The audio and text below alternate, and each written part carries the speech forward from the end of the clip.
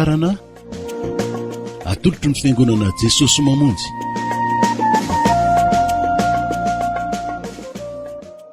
Dia faly miarabantsika tsiray avokoa izay manaraka tsy tapaka izao fandarana izao. Matoky izay fa Andriamanitra dia efa niasa nanomboka asa tsara tao anatinao nandritra izay fotoana, nandrenesanao sy nanarahanao ny fampianarana sy ny tenin'Andriamanitra izay natao teto amin'ity fahitalavitra ity. Dia manolotra ny araba ho antsika tsiraray avy, hivavaka avy hatransika indrindray ny fampianarana ny tenin'Andriamanitra izay hoentin'ny mpanompony amintsika amin'izao fotoana izao. Reny natao dia ampahafantarina anao ny amin'ny Jesosy, ary koa mba andraisantsika ny famonjena ao amin'ny Jesosy. Ao ihany ny famonjena ho antsika, ary izy irery ihany no anarana ety ambany masoandro. Men'Andriamanitra antsika azahoana famonjena. Vavaka tsika rehetra amin'izao fotoana izao. Misaotra anao indray izay Tompo, amin'ny anaran'i Jesosy zanako anao ny famondram-ponao no ny fitiavanao anay ka afaka mbola tonga eto amin'izao toerana izao. Ny tsiraray avokoa izay ny tokantrano any izay manaraka tsy tapaka ity fandarana ity. Dia matoky izay fa ianao no efa mangy azy rehefa nanomboka nanao asa tsara tao anatin'ny tsiraray avy, nampitombo ny finoana, ary koa nampafantatra ny amin'ny Jesosy Kristy ilay zanak'Andriamanitra, zanak'Andriamanitra velona mahery, velona tsy miova maro senior mandrakizay. Ankehitriny izay dia mbola andre ny amin'izany tenin'Andriamanitra izany. Ta io ny mpanomponao indray izay mbola ampiasainao, aoka ny fanahy masinao ahery ao anatiny, ary mbola ampafantatra anay koa izay zava-dalina ao aminatin'ny tenin'Andriamanitra. Ny tsirairay avokoa izay andray izany dia ny fanahy masinao ihany no anokatra ny fosiny fananay amin'ny anaranao Jesosy, ilay maty nefa endro velona mandrakizay no anaovana izany mivavaka izany. Aleloia, amen. Tiandre ny tenin'Andriamanitra ny antsika tompoko. Valy miarabanao hatrany izay manaraka ity fandarana ity. Aminao hatrany iny ny fiadanana sy hery avy amin'Andriamanitra iray sy Jesosy Kristy zanak'Andriamanitra. Mitohy hatrany amin'ny fianarana ny soratra masina isika. Horaisintsika avy hatrany ny filazantsarany Jaona, toko 9:7 ka hatramin'ny 5:30, ary ny 7:70 ka hatramin'ny 7:50. Teny efa novakiana matetika teto anivontsika teto izy io, kanefa mbola hiverenana vakiana satria misy harena be dia be omen'Andriamanitra antsika amin'ny alalan'io teny io. Jaona toko 9, ny 9:30 ka hatramin'ny 9:50, ny 9:70 ka hatramin'ny 9:70.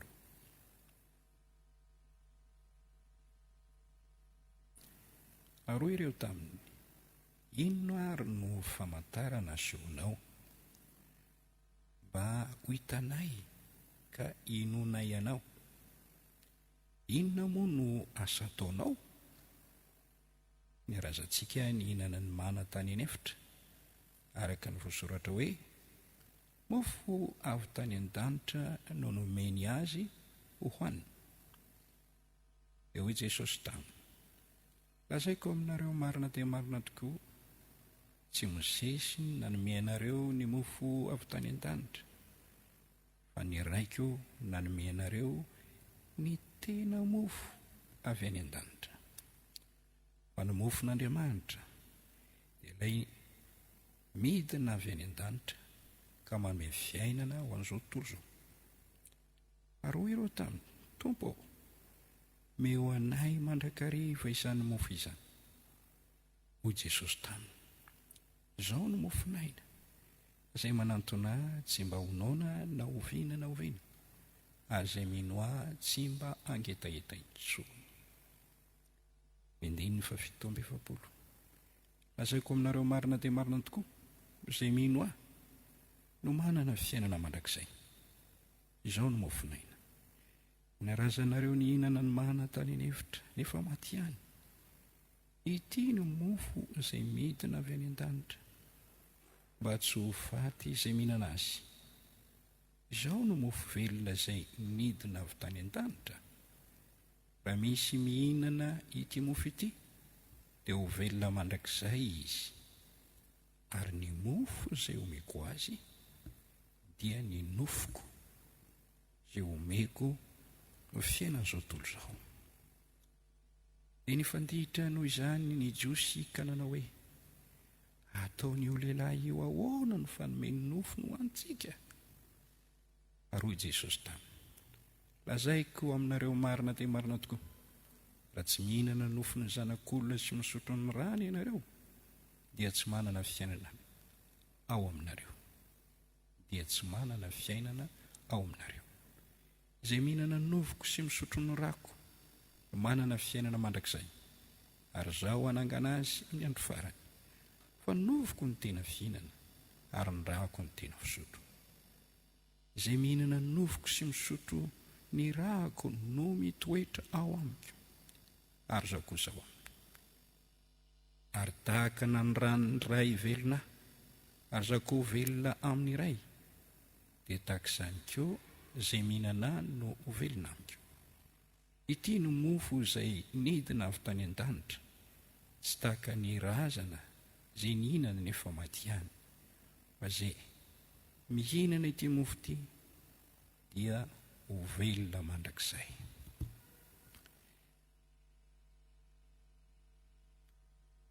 Amin'ity toko sy andininy ity dia mahita fanambarana lehibe manokana nataon'i Jesosy Kristy momba ny tenany isika. Hoy Jesosy eo amin'ny Jaona toko 9:7-8, izao no mofon'Andriamanitra, ilay nidina avy tany an-danitra. Eo amin'ny Jaona toko 9:5-7, 9:7 ka hatramin'ny 15, ny teny izy hoe, izao no mofonaina. Jaona toko 9:1-5, izao no mofo velona izay nidina avy tany an-danitra. Manambara ny tenany Jesosy. Raha ny teny izany Jesosy Kristy dia tena nanambara ny tenany. Iko anefa ny misintona ny saintsika, tsy nanambara ny tenany fotsiny izy, raha ny teny izany, fa nanome fampianarana ny zava-dalon'Andriamanitra izy. Nanome fampianarana ny amin'ny fahamarinana avy amin'Andriamanitra izy. Fahamarinana maromaro no nambarany ao anatin'ireo toko sy andinin'ireo. Izany fahamarinana nambarana izany no resantsika anatin'ity fizarana faharoa ity. Fizarana faharoa na teboka faharoa no ilazana azy amintsika. Tao anatin'ity teboka faharoa ity no nanambarana tamintsika hoe izay nampianaran'i Jesosy Kristy raha ny teny sy nampianatra momba ny mofinaina sy ny manodidina izany izy. Mety metra-panontaniana tokoa isika ka hiteny hoe, inona tokoa moa no zava-dehibe nampianaran'i Jesosy Kristy Tompo raha ny teny sy nampianatra momba ny mofinaina tamin'ireo niainao azy tamin'izany izy? Inona ny fampianarana nomeny Jesosy amintsika izay velona ankehitriny? Efa nambara tamintsika ireto. Jesosy Kristy dia nampianatra fa marina ny tantara, ny nanomezan'Andriamanitra ny mana ho an'ny zanak'Israely tany anefitra tamin'ny fotoan'andro. Izany dia milaza fa nanamarina ny testamenta taloha izy, nanamarina ny boky nosoratan'i Mosesy izy, nanaiky ny testamenta taloha Jesosy. Ary misy teny manao hoe isika dia tokony hino izay boky nosoratan'i Mosesy sy ny mpaminany. Tsy ataontsika tsinitsinina mihitsy ny testamenta taloha. Manampy antsika izany ahazo tsara sy atakatra tsara izay voalaza ao amin'ny testamenta vaovao. Jesosy Kristy dia niteny momba ny mofinaina, ary nanambara ny tenany izy fa izy io mofinaina io satria izy no tenin'Andriamanitra velona tonga teto amin'izao tontolo izao. Ilay teny tonga nofo no natantsika. Jesosy Kristy dia nampianatra momba ny fitiavan'Andriamanitra, nampianatra ilay Andriamanitra raintsika, rain' Jesosy, Andriamanitra fitiava. Tia ka nanome, tia ka ny tia ny tsinjo, ny tia ka ny karakara sy nanasoa antsika olombelona. Izany ilay Andriamanitra nambaran'i Jesosy Kristy. Jesosy Kristy raha nampianatra momba ny mofinaina izay nilazany hoe ity ny mofo velona, ny tenany ny teneniny teo, ny tondrony teo. Omena ho fiaina an'izao tontolo izao, mitondra tombontsoa be ho an'izao tontolo izao, raha mihinana sy misotro ny tenany izay niteneniny tamin'ny sary amanohatra mba hatakarana ny zavatra tiany ho lazaina, dia manambara ny fitiavan'i Jesosy. Jesosy Kristy dia nanambara ny mofinaina eo izy hoe mofo nofoko, dia milaza izy fa izy dia olona ny afaka nefa nanana tena, nofo sy raha. Zava-dehibe io amin'ny finoana kristianina, zava-dehibe io eo anatrenin'ny ady ara-panahy ifanaovana amin'ny devoly. Ireo no nambara tamintsika talohan'ity androany ity.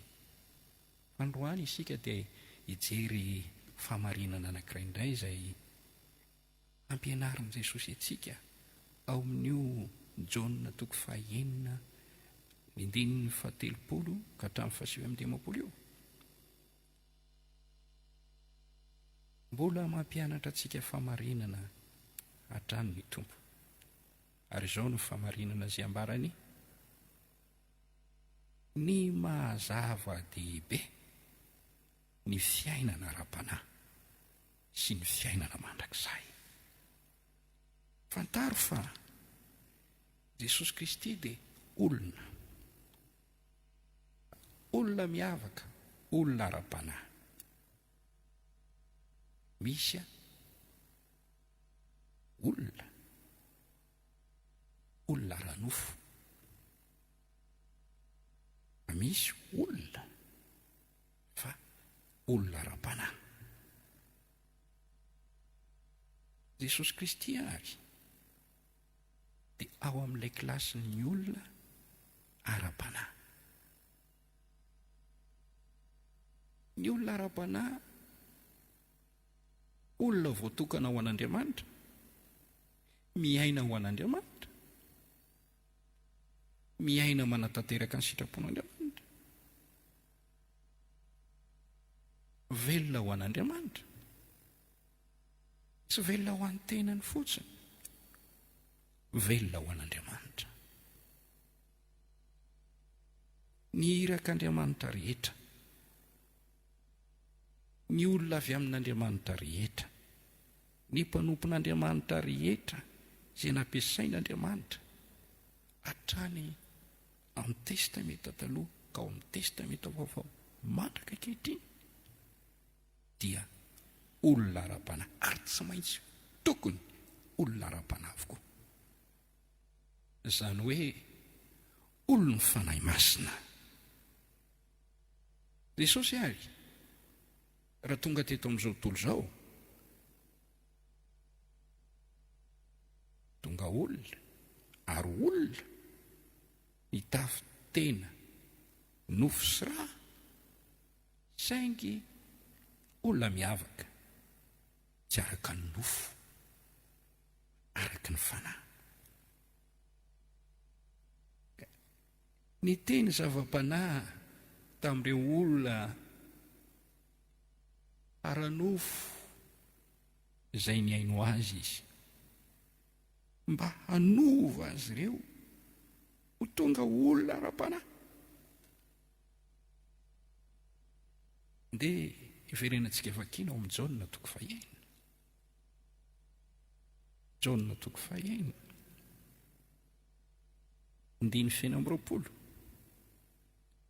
Dia toy izantsika. Jesosy namaly azy hoe, lazaiko aminareo marina dia marina tokoa, mitady ahy ianareo nefa tsy noho ny nahitanareo fahagagana, fa noho ny nananareo ny mofo ka voky.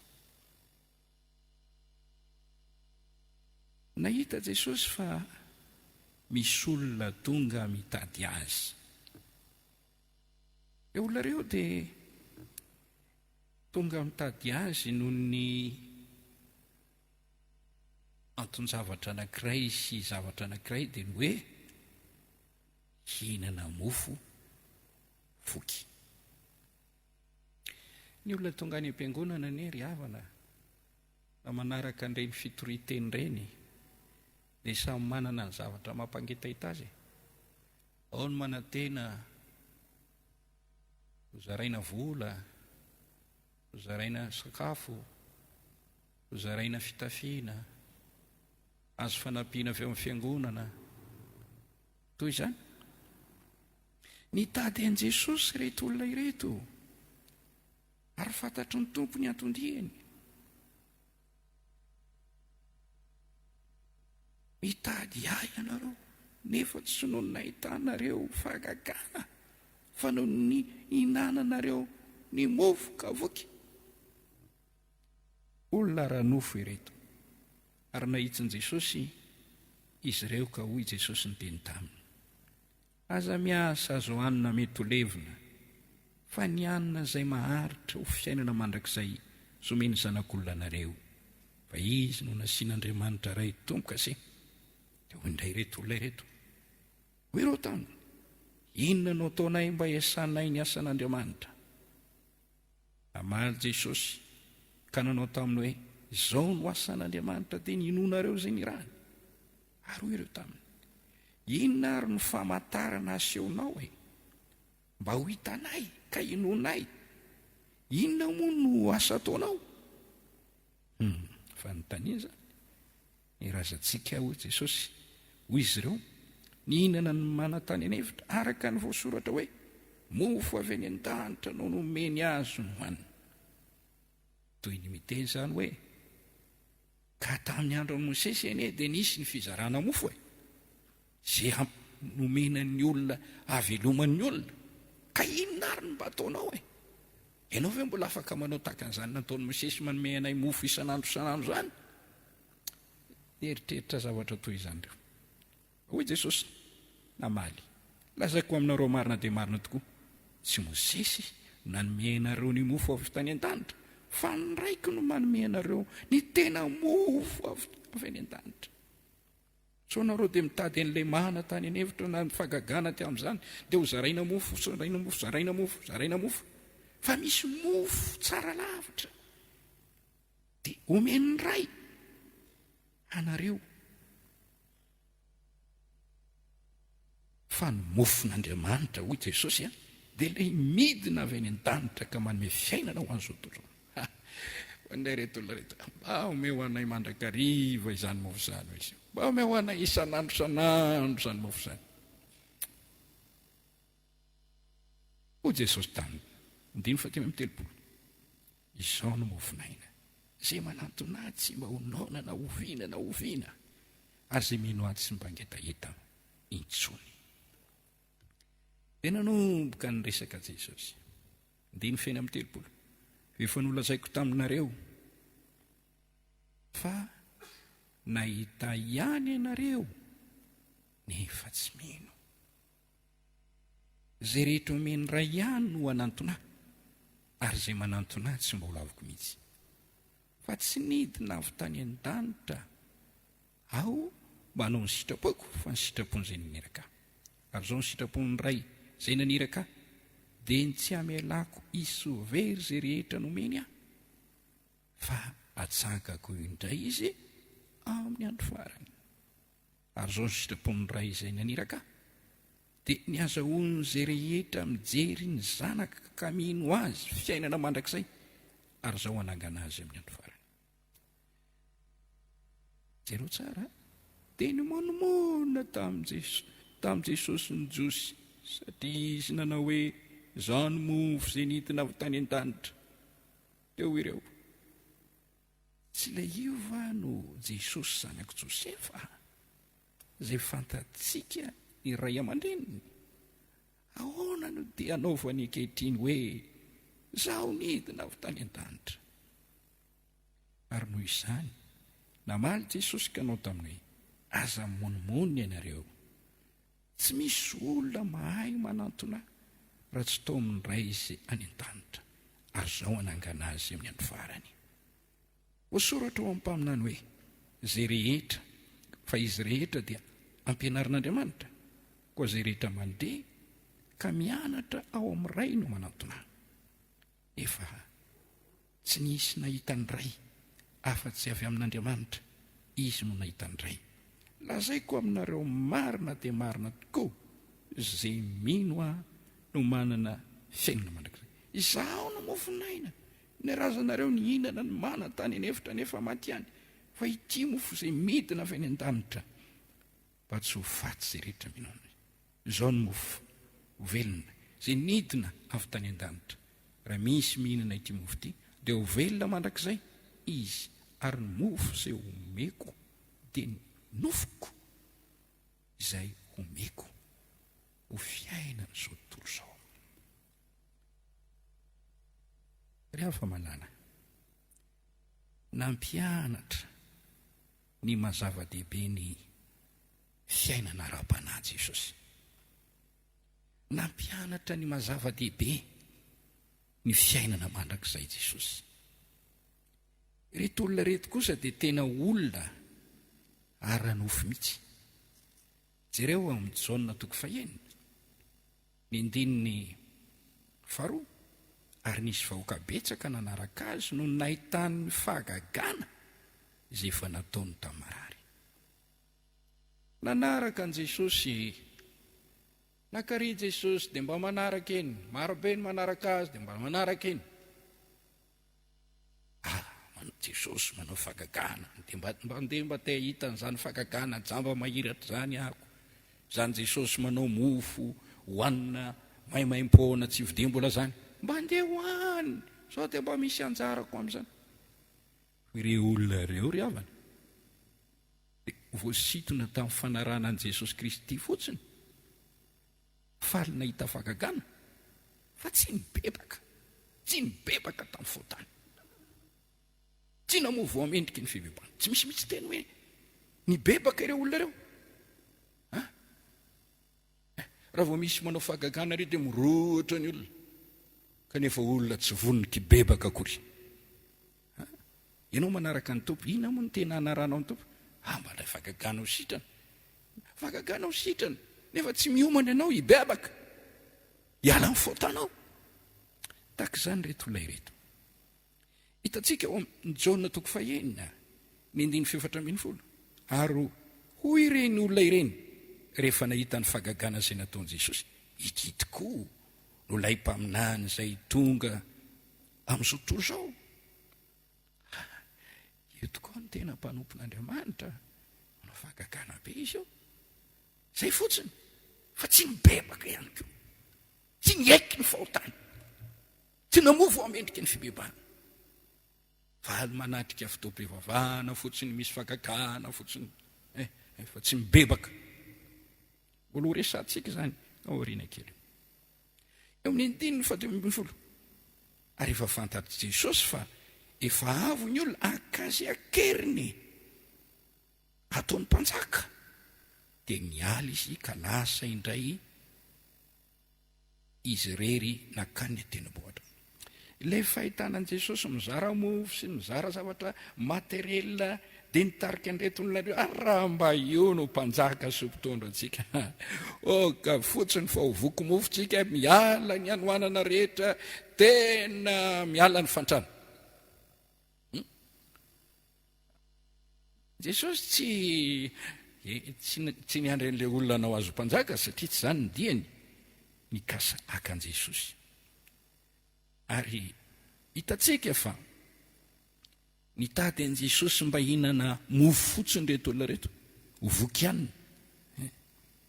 Misy ene manatrika fitaom-pivavahana kristiana eo dia tsy hainono zay toriteny, tsy hainono zay fandariny rehetra, fa miandry famaranana fotoana izy, miandry ny fizarana zavatra. Nofo, olaranofo. Hitady an' Jesosy mba azo hanina mety levina. Mila mitandrina ny mpitondra fivavahana amin'izany.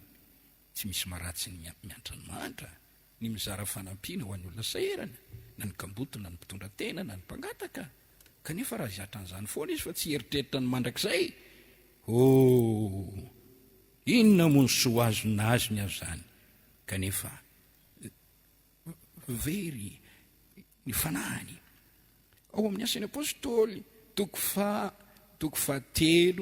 nisy mpangataka nangataka tamin'ny Petera sy Jaona, ary mipetraka teo amin'ilay vavadin'ny tempoly teo tsara endrika izy. Hitanao zany amin'ny Asan'ny Apôstôly toko 3. Ary dia rehefa nandalo teo ry Petera, dia nahitan'ny Petera sy Jaona efa hiditra ao amin'ny tempoly izy, dia nangataka mba omena fiantrana. Ary izy dia nanantena azo zavatra tamin'ireo mpanompon'Andriamanitra. Petera niteny hoe, banjinanay, izay tsy manana volamena na volafotsy omenanao, fa izao izay anananay ny anaran'i Jesosy mitsangatsangana. Aza dia zarina tolorana zavatra foana ny olona ry pastera, meo azy ny herin'Andriamanitra.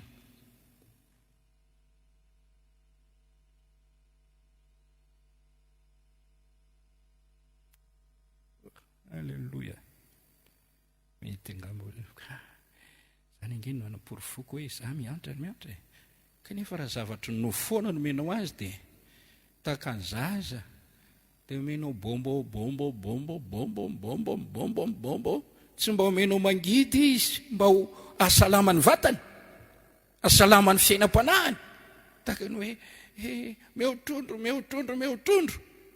Mety afaka manome trondro foana ianao, fa mba hampianaro azy ny fomba azahoana trondro, dia amin'izay izy mitady ny trondro ary hita ny fomba azahoana trondro. Mila Jesosy teto lay mpanao fagagana mpanome mofo dia tsy naninao tsony teo, satria nitarika ny olona tena amin'ny tena zava-panahy izy, zava-dehibe taminy ny fiainana ara-panahy, mba hitodiany olona any amin'ny tena hoe lalana azahoana ny fiainana mandrakizay.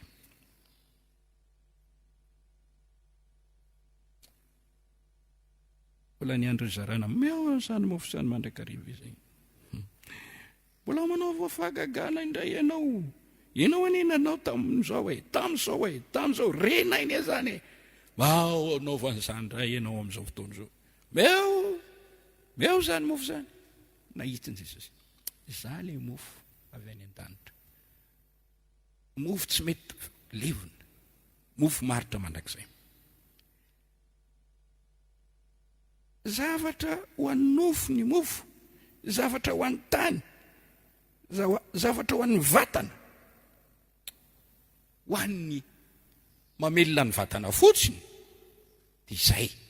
Ary mety levona, mihinana androany dia levina iny a dia nona indray a dia mitady indray fa mba manahoana le fiainam-panahy le fiainana ara-panahy le fanahy tsy mety maty ny baiboly ary dia miresaka tsara fa ireto olona ny tenenan' jesosy reto dia olona ranofo ary tena mbola tena tao anatin'izany jesosy ara-panahy ny teny zava-panahy tamin'izy ireo hitantsika fa ny apôstôly rehetra na i Paoly na i Petera na i Jona na i Joda dia samy ny resaka momba n'izany atao hoe olona ranofo olona araka ny nofo ho jerentsika io ao amin'ny Romanina toko 9 Romanina toko 9 izao no nambaran'ny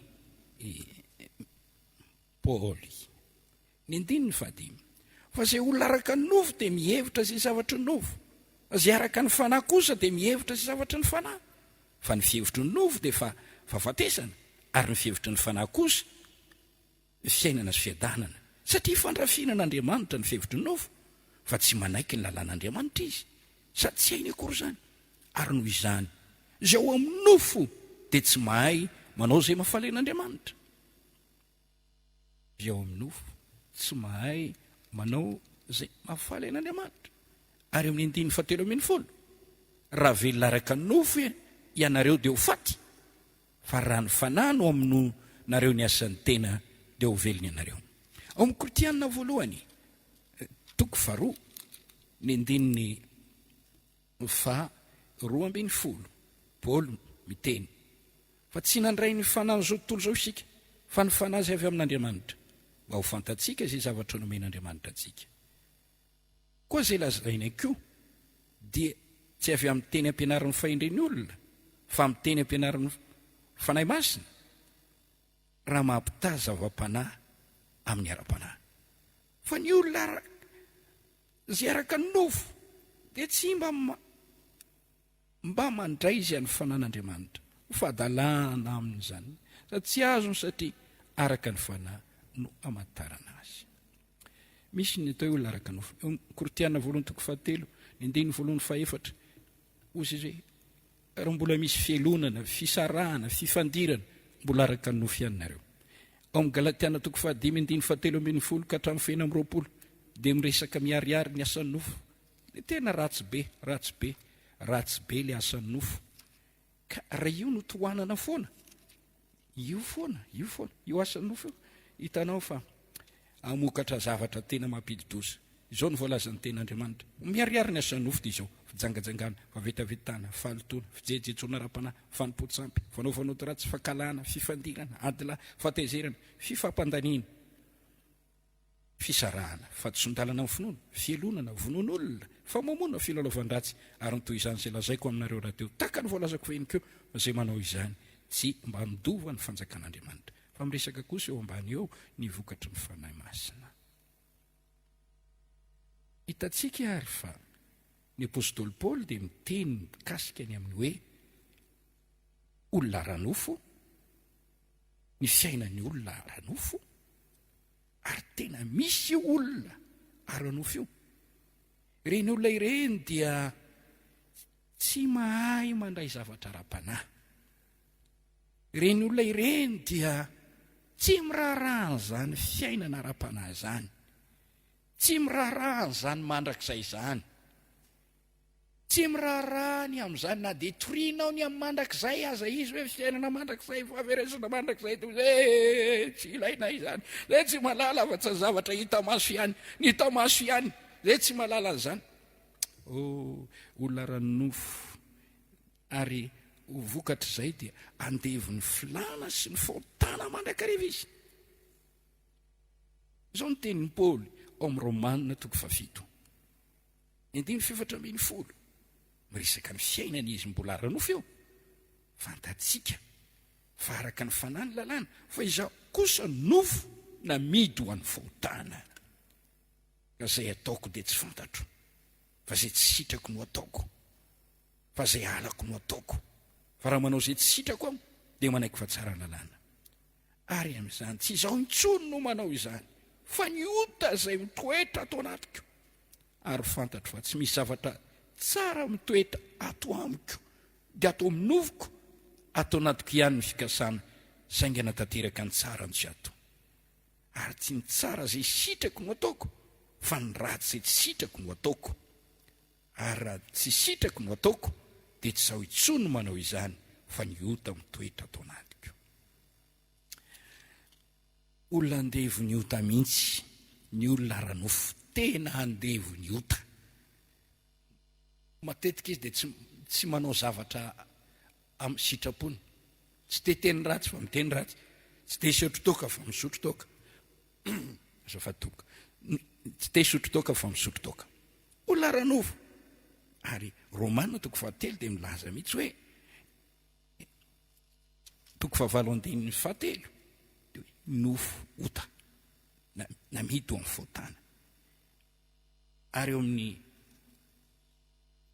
Romanina 7:20 nofo dia tsoamarinina eo anatrehan'Andriamanitra. Ny nofo dia mitondra fanameloana, fa raha ho ara-panahy ianao dia tsisy fanameloana. Romanina 7:20. Tena misy ny olona ranofo ry havana, tena misy io, nahoana? Baiboly dia miteny Ezekiela 15:4 fa na izay manota ny maty. Jakoba 1:15 ny ota rehefa vitanao, rehefa mavita fontany ianao dia maty ny fananao. Rehefa nanota Adama sy Eva dia tsy nahafinaritra azy tsony ny ovangian'Andriamanitra. Nandositra n'Andriamanitra izy ary ny hery vakeo amin'ny Saedena. Rehefa tafiditra ny fahotana, tsy tianao zany mivavaka zany, tsy tianao zany mamaky Baiboly zany, tsy tianao zany mandeha hanompo an'Andriamanitra zany. Maty tanteraka mihitsy zany etaeta izany, midiky zany. Maty ara-panahy ianao, maty ara-panahy ianao, maty ara-panahy ianao. Tsy tianao Andriamanitra, tsy mila an'Andriamanitra ianao, tsy mangetahita an'Andriamanitra ianao, olona ranofo ianao. Dia io no miteny eo amin'ny Romanina 7:17 raha velaraka amin'ny nofo dia maty ihany. Izay mahatonga ny Timoty 1:5 vehivavy manara-po fatratra amin'ny fafinaretana, tsy vehivavy ihany fa na lehilahy koa maty, velona fa maty, maty. Izay mahatonga ny Jesosy ny teny tamin'ny Fariseo, maty fanahy, mpivavaka maty fanahy, fasana milalitra fotsy, fenitaolana, maty fanahy. Ary mahatonga azy mety tsara velatsy. Zava-doza izany atao hoe maty ara-panahy zany. Fanambarana 7:17 mananarana velona kanefa maty. Efa maty ny ara-panahin'ny olona dia nofo ny manjaka, ary raha nofo ny manjaka dia ny fotana ny mazolaka, fotana ny manapaka, fotana. Ary eo amin'ny Efesiana 2:2 dia lasa oloko azy amin'Andriamanitra izy. Vahiny sy mpivahiny tsy mahafantatra ninina mombana, ary tsy te halala an'izany. Andriamanitra any amin'ny 1,000 kilometra azaty, izy any amin'ny fiainany ihany azaty, tsy miraharaha an'izany Andriamanitra zany izy, manao an'Andriamanitra ho tsy misy izy, satria nofo maty fanahy. Efesiana 2:2. Tamin'izany andro zany dia tsy nanana ny Kristy ianareo, olona ranofo tsy manana ny Kristy, oloko azy amin'ny fanjakana Israely, vahiny tamin'ireo fanekeny teny fikasana, tsy nanana fanantenana sady tsy nanana n'Andriamanitra teto amin'izao tontolo izao. Misy olona tsy manana n'Andriamanitra. Izao ihany azafady tompoko. Na ianao manana devoly, na ianao manana n'Andriamanitra. Tsy azonao tena za tsy misy devoly. Rehefa tsy manana ny fanahin'i Kristy ianao dia misy fanahin'ny devoly. Rehefa tsy an'Andriamanitra ianao dia any devoly. Na ianao ondry, na ianao osy, na ianao amin'ny maizy, na ianao amin'ny mazava. Na inona teny ianao, izay ny marina izay. Ary fatarao amin'ny voany azo. petera dia nyteny tsara fa rehefa ara-nofo ny olona dia izao ny zavatra iainany ao amin'ny petera faharoa toko faharoa dia ndeniny faharoa ambin'ny folo fa ireo kosa izay miteny ratsy ny zavatra tsy fantany dia tahaka ny biby tsy manan-tsaina fa zava-mananaina fotsiny ihany izay teraka ho fisambotra ho famono dia aringana tokoa amin'ny falitony. Avana mafy be zany teny zany na izaho mihena tsy tia maka an'io aho fa voasoratra dia risako ihany. Efa maty ara-panany olona dia velona ho amin'ny filany fotsiny, velona mba hihinana, velona mba hisotro, velona mba hanambady, velona mba hiteraka, velona mba hampirafy, velona ho amin'ny fafinaretana.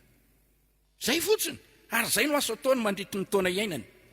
Aiza indray ny misy saosy, aiza indray ny misy an'ity, aiza indray ny misy an'ity. Mitarika azy zany mirangorango mihitsy izy any amin'izany filana zany, te hivoaka indray aho, te hivoaka indray aho, te hisotro indray aho, te hijangajanga indray aho, te ho amin'ny fanoherana ny tenin'Andriamanitra. Tahaka ny biby izy ozy, tahaka ny biby. Tena mafy be zany. Ao amin'ny andininy 10 ao amin'ny bokin'ny Joda dia misy teny manao hoe mbola miverina ihany io na dia mpanoratra samihafa aza dia ny teny ihany i Joda koa dia ny teny zavatra ohatran'izany eo amin'ny andininy 10. Fa ireo kosa dia miteny ratsy izay zavatra tsy fantany akory fa izay zavatra mba fantany fotsiny dia tahaka ny fahalalany biby tsy manan-tsaina ka animban'ny tenany. Ny akoha rehefa mivoaka ao am-pahatra dia ny mihinana sakafo. Ary ny olona rehefa maty ara-panahy dia tsy malala fa tsy ny zavatra ny tany ihany, zavatra ny tany ihany. Tena mampalahelo mihitsy anie zany favoazana izany. Tonga sy nisy zany no ny fahotan'ny Adama sy Eva nampidirany fahafatesana tamin'ny taranany, fahafatesam-panahy no voalohany, le fisarana amin'Andriamanitra. Jesosy ny tenin'io, zany no tena voaloboka. Koa ny sampana izay misaraka amiko dia tsy maintsy malazo ary maty, fa ny sampana izay miray amiko kosa dia amboarina mba moa bebe koa. Ary raha tsy misy ahy ianareo dia tsy mahay manao na inona na inona. Velona ihany olombelona ihany fa maizi-tsaina amin'izany fiainana araka an'Andriamanitra izany. Vakio reto andinin-tsoratra masina reto, Romanina toko 1 ny andininy 19. Gaga ianao, ay misy zavatra ohatr'izany amin'ity fiainana ity. Romanina toko 1 andininy 19. Romanina toko 1 andininy 19 zao no vozo. Fa aseho avy any an-danitra ny fahatezeran'Andriamanitra manohatra ny faratsiana ara-panahy rehetra sy ny tsy famarinan'ny olona izay misakana ny marina amin'ny tsy famarina. Tsy famarinana ny olona misakana ny marina amin'ny tsy famarinana. Satria izay fantatra ny amin'Andriamanitra dia miseho ao amin'izy ireny, fa nasehon'Andriamanitra tamin'izany, fa ny zavatra tsy hita ao aminy hatramin'ny nanorenana izao tontolo izao dia hita miariary ary fantatra tamin'ny zavatra natao, na dia ny heriny mandrakizay sy ny maha-Andriamanitra azy ka tsy azo alatsiny ireo. Satria na dia mahalala an'Andriamanitra aza izy, zero tsara zany, na dia mahalala an'Andriamanitra aza izy dia tsy mba manome voninahitra azy araka ny maha-Andriamanitra azy na misaotra an'Andriamanitra, fa tonga zava-poana izy tamin'ny fisainany ary tonga maizina ny fony adala. Milaza tena hoendry izy ka tonga adala.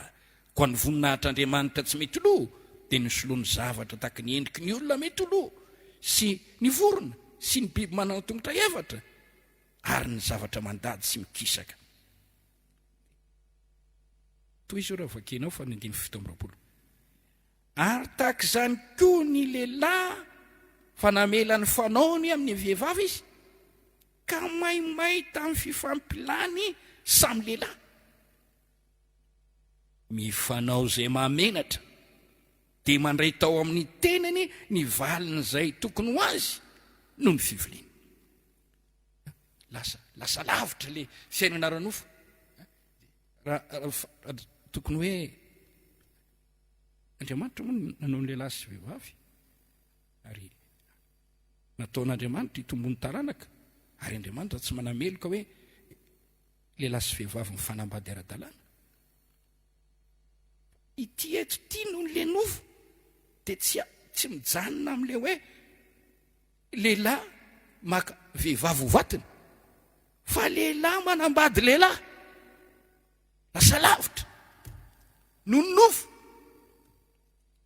efa ny tenin'Andriamanitra dia milaza amin'ny Korinthiana 1:5-7 ny olona tsy mahazo mandova ny fanjakan'Andriamanitra dia resan'ny tenin'Andriamanitra ao amin'io Korinthiana 1:5 eo 7 moa tsy fantatrareo va fa ny olona tsy marina tsy mandova ny fanjakan'Andriamanitra aza mety ho fitany ianareo fa na ny mpanao vetaveta na ny mpanao mpisampy na ny mpakavadin'olona na ny sarim-bavy na ny sodomita na ny mpangalatra na ny mperina na ny mpimamo na ny mpanaratsy mpanao akeriny tsy mba ndova ny fanjakan'Andriamanitra sodomita tsy andova ny fanjakan'Andriamanitra tiako anao amaky an'ireto toko sy andininy reto io Romanina io toko 1:7-10 ka hatramin'ny 7:20 dia avy ndraiky io ny amin'ny Efesianina toko 2:1-9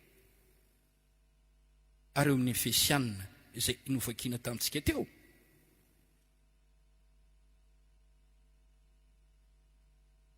Filipianina toko 3:17-18 ao amin'ny Filipianina dia misy teny ohatr'izao miresaka ny zavatra ataon'olona ao efa maty fanahy ty teneniko aminao ty jereo tsara fa izao no lazainy Baiboly ny olona maty fanahy ny olona tsy velona ra-panahy izao no ambaran'ny soratra masina Filipianina toko 3:17 fa maro no mandeha zay fa nolazaiko anareo matetika sady mbola lazaiko aminareo amin'ny fitomanina koa ankehitriny fa fahavalony azy fijalian'ny Kristy reny fa averezana ny efa rany kibony no Andriamanina mareo zay ny famianarany voninany ka misaina ny amin'ny tany izy zavatra ny tany any zay tsy mahalala zay any tsy mahalala zava-panahy izany ny olona maty fanahy ary vakio Petera 2 toko 2 ny 10:10 ny 10:12 ny 10:14 ny 10:17 7:10 7:10 Joda 10:10 10:11 10:12 7:10 tamin'ny andro Noa tsy nanapaka ny fanan'Andriamanitra velona araka ny nofony olona vokatr'izay dia ny solosolo vady sy ny aina tamin'ny fitondran-tena tsy mety ary ratsy mandrakariva ny fisainany olona rehefa ara-nofo ny olona dia ny fahotana ny mahazo laka ny olona ara-nofo dia ao amin'ny nofo dia voafatotry ny fahotany ny fitiavan-tena ny fitangajangana ny fahavetavetana ny fiavonavonana ny fiaremana ny fitiavan-karena maloto fitiavam-pafinaretana tsy misaina afa-tsy ny zavatra ny tany ihany ny fafinaretan'ny tany ihany zay mahafalifaly nofony ihany velona ho an'ny tenany ihany izany no fomba fiainany ny kibo no Andriamaniny ny fatany zao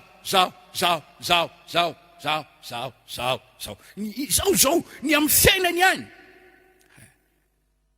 ary vokatr'izay dia fatra-pitady hanina izy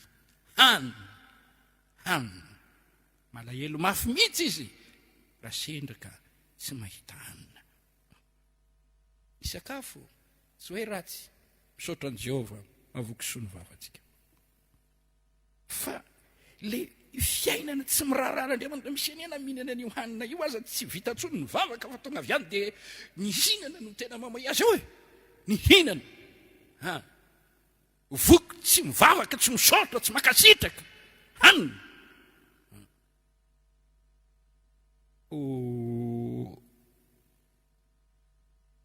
fadoko ena zany mihitsy eny fomba fitoriko hoe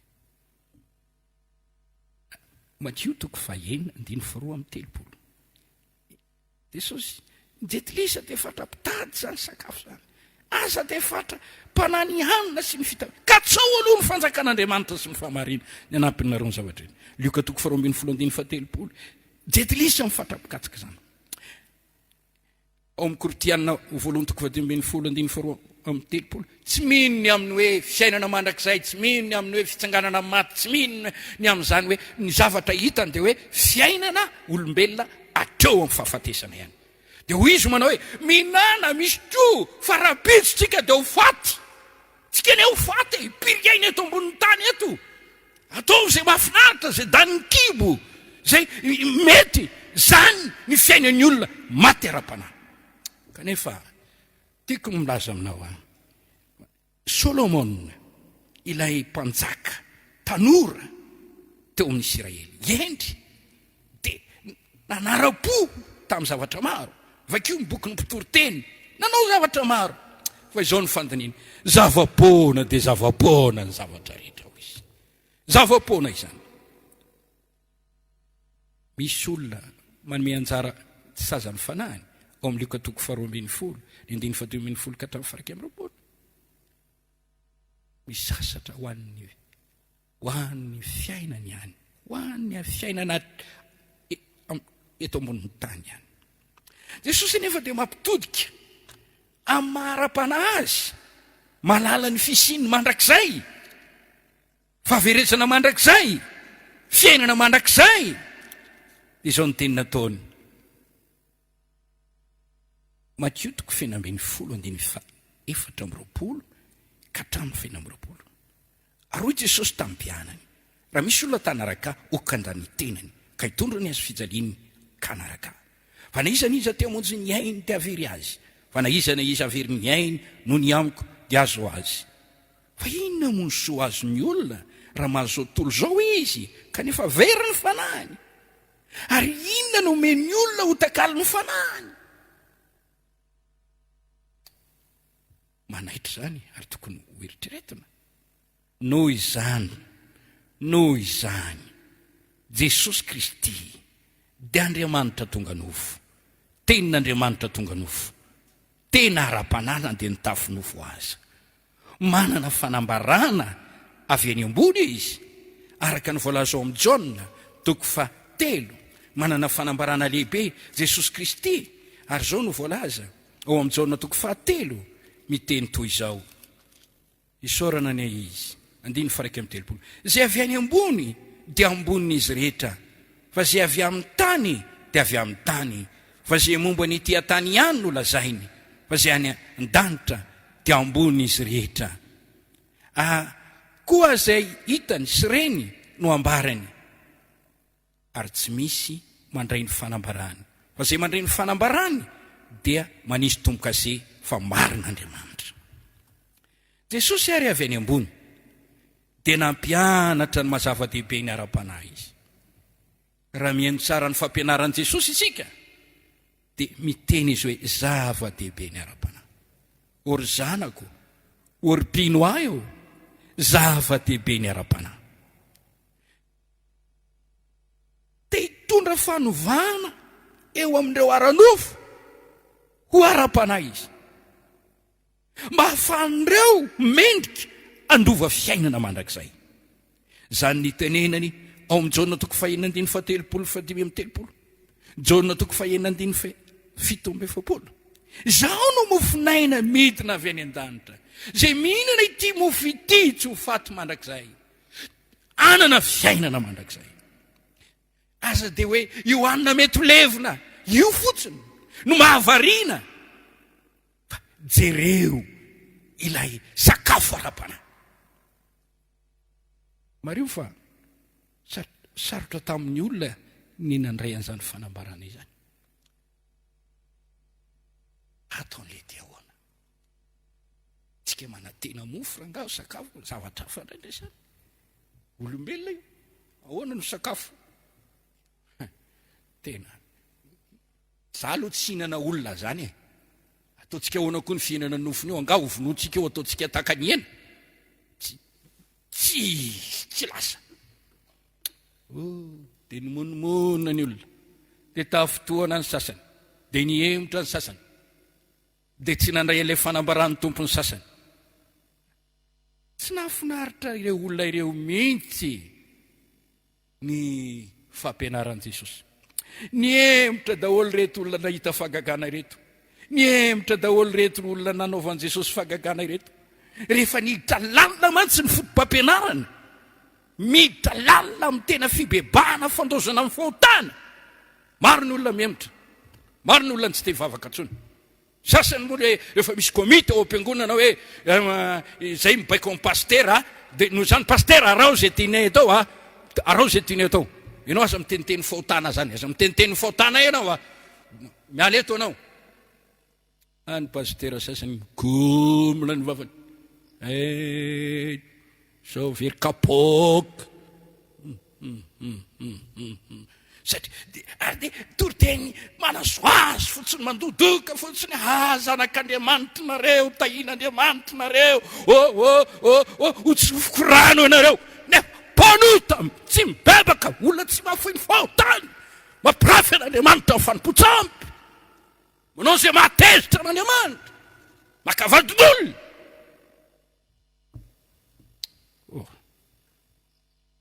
Fianarana manahoana nomeny Jesosy atsika.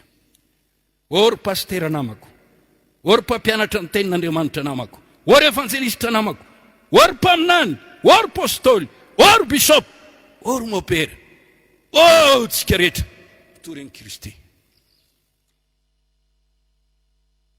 Ry lehilahyn'Andriamanitra sy vehivavin'Andriamanitra, Jesosy nitendry zava-panahy, nanao zava-dehibe ny zava-panahy, nanao zava-dehibe ny fampianarana ny olona azo ny lanitra sy ny fiainana mandrakizay. Atao izay atonga ny olona olona ranofo ara-panahy. Tsy ampy ny mahita fahagagana fotsiny, tsy ampy ny manana olona maro, firy amin'ny olona miangona no any an-danitra, manana antoka andova fiainana mandrakizay. Aza variana amin'izany fotsiny ianao. Jesosy dia niteny zavatra momba ny ara-panahy, nanova olona mba tonga azy ireo tsy ho voafitaka andova fiainana na dia fantany fa sarotra izany, tsy zakandreo olona ireo izany, fa niteneniny ihany na inona vidina inona mba tsy hamitaka an'ireo izy tsy ho tarika jamba. Mitenena mba hanoro ny lalan-danitra, mitenena mba hanoro ny fiainana mandrakizay. Modely ho antsika Jesosy. Hoy izy eo amin'ny Jaona 5:7, nofo tsy mahasonin'inona fa ny fanahy mahavelona. Luka 5:7 ka hatramin'ny 7:10, nahita ny fariseo naneso azy satria mpiteo vola ireo ary nanohatra ny teniny, toy izy manao hoe izy zavatra iverin'olona ambony dia fahavetavetana izany. Fantaro ny olona ranofo dia tahaka ny zazakely. Tsy te tanareo moa zazakely raha ny tiany mofo, bombo, izay ihany ny tiany. Izy te hinana mangidy zany. Tahaka izany ny olona ao am-piangonana, tsy te andre tenin'Andriamanitra velona zay manelingely azy amin'ny zavatra. Tia vavaka fa tsy te hafoy ny fahotana. Palahelo zany, palahelo. Ho choral, ho ekipa, ho vondrona, mitondra zao anariny, fa tsy te hafoy ny fahotana. Hiditra amin'ilay lalana ety mba hiara-mandeha amin'Andriamanitra amin'ny famasinana sy ny fatahoran'Andriamanitra. Matahotra fa na malay manao tobokotoboko tsy hiditra ny fanjakan'ny lanitra. Anjaran'ny mpitory-teny no mampianatra izao ny lalana makany an-danitra, izao no ahitana ny tompo. Sambatra ianao madio fo fahita ny tompo, miaza mitady famasinana, tsy manam-pamasinana tsy nova ny lanitra. Oka ho tena mpaminan'Andriamanitra marina ny mpitory-teny. Itsika tsy maintsy manaraka ny dian'ireo mpaminany masina sy ny apôstôly masina, ary mitory-teny tahaka ny fanaon'i Jesosy, tahaka ny fanaon'ny apôstôly, milaza ny marina ny fitiavana, amin'ny fahendrena, mitona olona ho amin'ny fibebahana, tona olona hibebaka, hiala amin'ny fahotany, aza tokafana fotsiny olona lazao no marina ampimany ny olona andovany fiainana mandrakizay ampitandremy ny olona mba tsy ho very any amin'ny elo aza fitana tsy misy fiainana raha misy ota tsisy ho any an-danitra raha mbola mitazona fotana mampianatra zava-dehibe ny amin'ny fiainana mandrakizay Jesosy akosika aiandray izany isika rehetra Paoly ny teny ao amin'ny Koritianina voalohany toko 10:10 tsy misy nofo amandra mahazo miditra amin'ny fanjakan'Andriamanitra marina io nofo amandra dia ho faty le nofo zay topoina sy mahavariana asosona io zay mifanakanina be dia be tsy mampanina ny olona na tsy mamaky ny baiboly azy tsy mampanina ny olona na tsy miheno ny tenin'Andriamanitra azy fa voky sakafo kanefa Jesosy miteny tsy ny mofiano veloman'ny olona fa ny teny rehetra lokony vavan'Andriamanitra io fananao io maolanao io tsy tofisanao amin'ny biby io dia manana ny anjara hanina saza ho azy dia ny tenin'Andriamanitra Jesosy nofinaina tokony ho raisinao io halleloia ianao zay miainao kehitriny ahoana ny aminao ary nofenao sara-panahy ianao no mahalalany amin'izay manontany teny olombelona zava-mananaina fotsiny be dia be ny zava-mananaina mitovy amintsika azafady ny zava-mananaina marobe mety maty daholo reny fa olombelona miavaka mihitsy ianao noforoina tahaka ny endrik'Andriamanitra ianao misy fanahy tsy mety maty eo anatinao ianao tsara ny miaina eto ambony tany ary nofotsy zava-dratsy satria natao tempolon'ny fanahy masina ny vatantsika karakaraina mena sakafo nefa ny tenenin'Andriamanitra hoe amasino ny tenanareo amasino nofinao amasino io tempolin'Andriamanitra tanna fa raha ohatra hoe ny filany nofinao sy filany masinao na mpanaranao fo asa tian'izao tontolo izao na ny zavatra eo amin'izao tontolo izao fa raha misy tian'izao tontolo izao dia tsy ao anatin'ny fitiavana ny ray mety ho ara-nofo ianao mety nikapokapoka anao zany teniko izany ankehitriny lazaiko anao ny marina Jesosy afaka manaovana olona ara-panahy ary tiany anaovanao jereo nitoradalany ao amin'ny Jaona toko 9:7 ka hatramin'ny 5:30 Jaona toko 9:7 ka hatramin'ny 7:10 izay mihinana ity mofo ity dia ny nofoko milaza ny tenany izay manantonatso mba honona mandrakizay fanjakan'Andriamanitra tsy amin'ny finanana sy ny fisotroana fa fifaliana sy fiadanao amin'ny fanahy masina azany fanjakan'Andriamanitra izany dia azon'Andriamanitra ampidirina ao anatinao ary ampidirana anao mba hiainanao amin'ny famarinana amin'ny fifaliana miaraka amin'ny fanahy masina rehefa voatozika ny ota no ny asa lehibe ataon'i Jesosy izay manafaka amin'ny fotana dia ho tonga ao anatinao ny fanjakan'Andriamanitra olombelona ianao fa miaina ao an'Andriamanitra teny takan'i Paoly Kristiny velatonatika zay velomako ankehitriny amin'ny nofo velomako amin'ny finoana ny zanak'Andriamanitra zay tiaka nanolotra ny tenany amonjy azy zany ny kristianina mamela an Jesosy hanjaka eo amin'ny fiainany Kristiny ho antony havelomany Kristiny ho fiainany Filipiana toko 1:20 Galatiana toko 2:20 Kolosianina toko 4:7 Kristiny fiainantsika azovana ianao tsy maintsy ateraka indray ianao afa le ianao nateraka dada sy mama nofo iny fa mila fahaterana ataon'Andriamanitra ianao Jaona toko 7:7 raha tsy ateraka indray ny olona ateraka ny rano sy ny fanahy tsy mahazo mahita ny fanjakan'Andriamanitra izy ny fahaterana indray no ho an'ny lala tokana atonganao ara-panahy atonganao velona ho an'Andriamanitra atonga le fananao maty mo ny fahotana omen'Andriamanitra fofinaina indray dia ho velona ary isy asan'Andriamanitra ho tonga aminao Titos toko 4:5 novonjena ny fanasany fiterana indray fanavozan'ny fanahy masina manomboka ny fiainana ara-panahy rehefa tonga ny fahateram-baovao miala ny fahafatesana ho any amin'ny fiainana ianao Efesiana toko 2:1 no velominy fony maty ny fahotanareo sy ny fahadisoanareo Jaona toko 5:24 tafafindra ny ala tamin'ny fahafatesana ho amin'ny fiainana satria nandreny teny Jesosy Jaona voalohany toko 3:24 tafafindra tamin'ny fahafatesana rehefa mibebaka miverina amin'Andriamanitra marina ho velomina ny fanahy zay mibebaka. Asan'ny apôstôly toko fa 3:1. Asan'ny apôstôly toko fa 2:7. Ezekela toko fa 8:30 ka hatramin'ny 4:30. Fibebahana zaona fiainana. Zay mibebaka teo velominy. Fanany. Ovonoana ny fotany. Ny hery ilay mampanoto. Torotoroan'Andriamanitra. Asehon'ny fahasoavan'Andriamanitra mitondra famonjena ho an'ny olona rehetra, mampianatra anao andany toe-panatsy araka an'Andriamanitra sy ny filany zao tontolo zao. Mba ho velona amin'ny ony sy ny marina ao amin'ny toe-panaraka an'Andriamanitra ianao. Voalaza zany ao amin'ny Titosy miteny izany ny apôstôly Paul.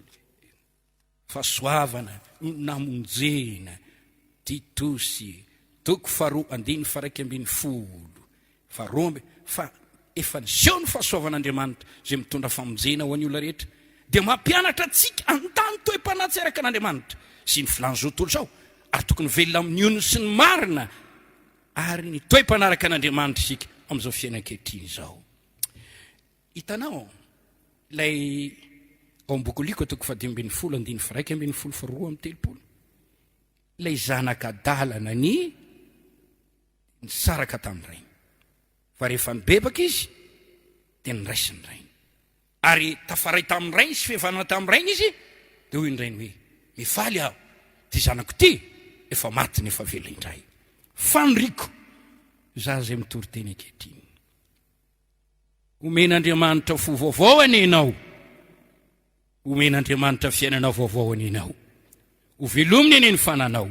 Ezekela toko fa 4:10 ka hatramin'ny 7:20.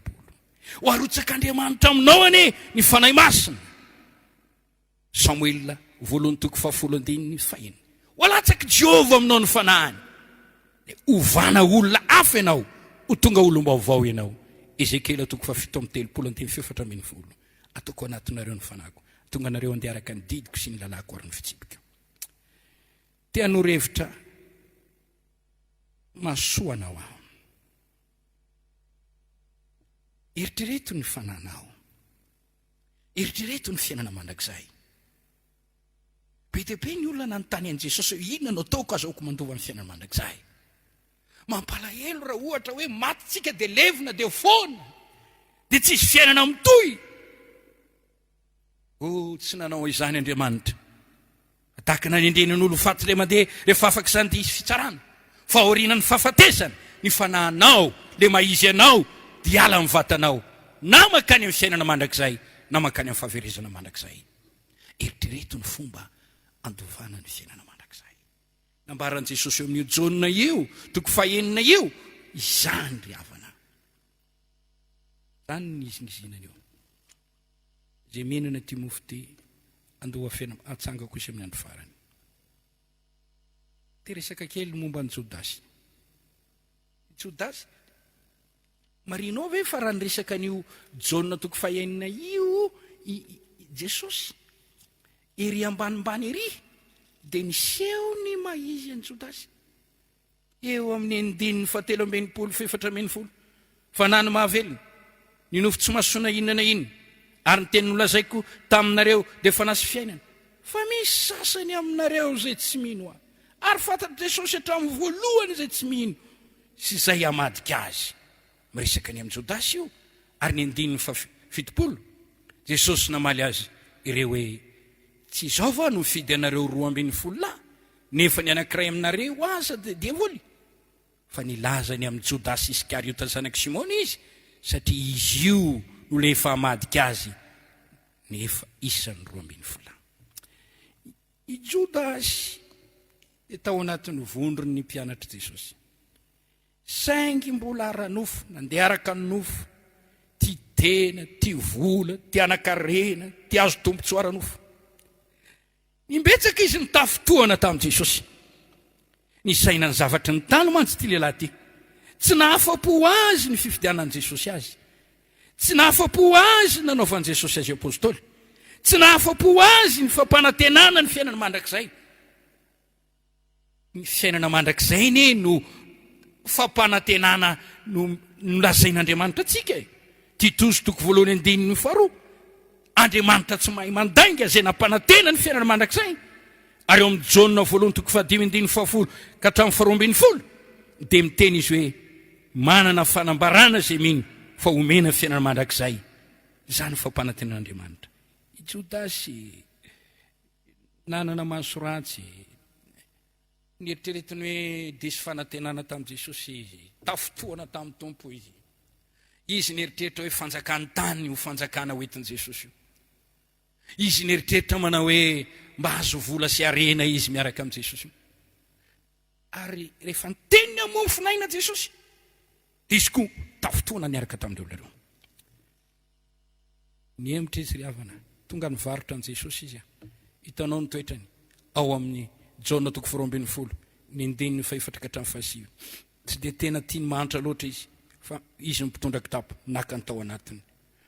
Mampidi-doza ny fandehanana ranofo. Demasy mpitoroteny niaraka tamin'ny Paoly ao amin'ny Timoty 2:4-5. Ty zao fiainana izaoka nandao ny fanimpona.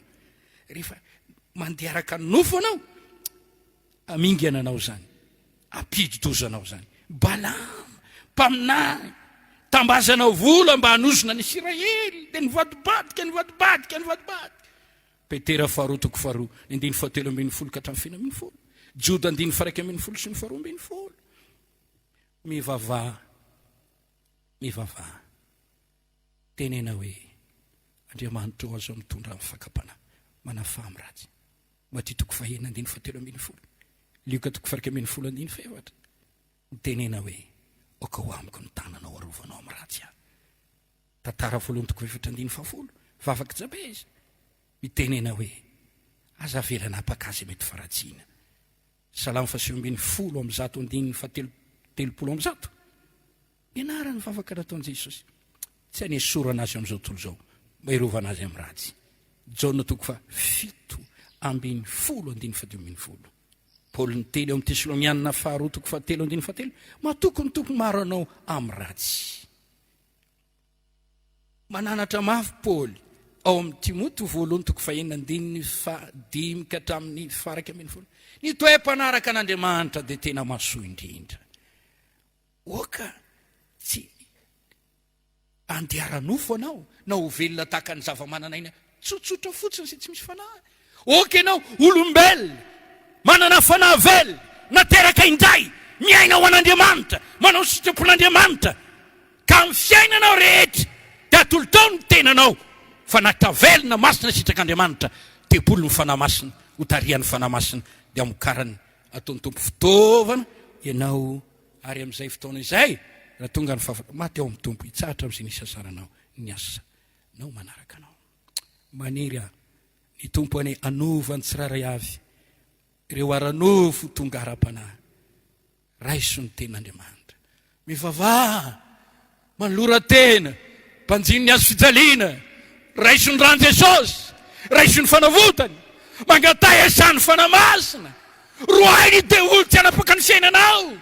Oka ianao unisan'ny olona velona, tsy tahaka ny biby, fa velona tahaka ny reny olo masin'Andriamanitra ireny. Jesosy ny modely, Jesosy ny ohatra. Anampy anao any Andriamanitra hivavaka isika. Raha eo misaotra anao izay, raha afaka nandray izany teninao izany, da eo ny teninao, amarino izany, asio fofinaina, osory, asio tombokase, ovay ny olona, mahay manova ny olona, ho tonga olona ara-panahy ianao, koa ny andro iainany eto ambonin'ny tany, dia hideranao izy, hanome voninahitra anao izy, atahotra anao izy, anao sitraponao izy, velona ho an'Andriamanitra. Amin'ny anaranao Jesosy, novaka izany vavaka izany. Amen. Dia raha ny tompontsika noho ny teniny izay nomeny antsika, toy ny kanota manoritoro ny vato lampy ny tenin'Andriamanitra indraindray, natao izany mba anitsy atonga antsika ananantoka ho any amin'ilay fiainana mandrakizay. Maherezy ianao, manatona ny tompo fa ho ihany no afaka hanova ampandositra antsika amin'izany fiainana ara-nofo izany. Dia izy indray ny fandarantsika teto andrany, misaotra ny tompo, misaotra anao izay manaraka anko ny fandarana rehetra amin'ny fahitalavitra rehetra, dia ho tain'Andriamanitra ny antsika hiova ho ara-panahy izay ho lara noforehetra amin'ny anaran'i Jesosy mandram-piona tompoko.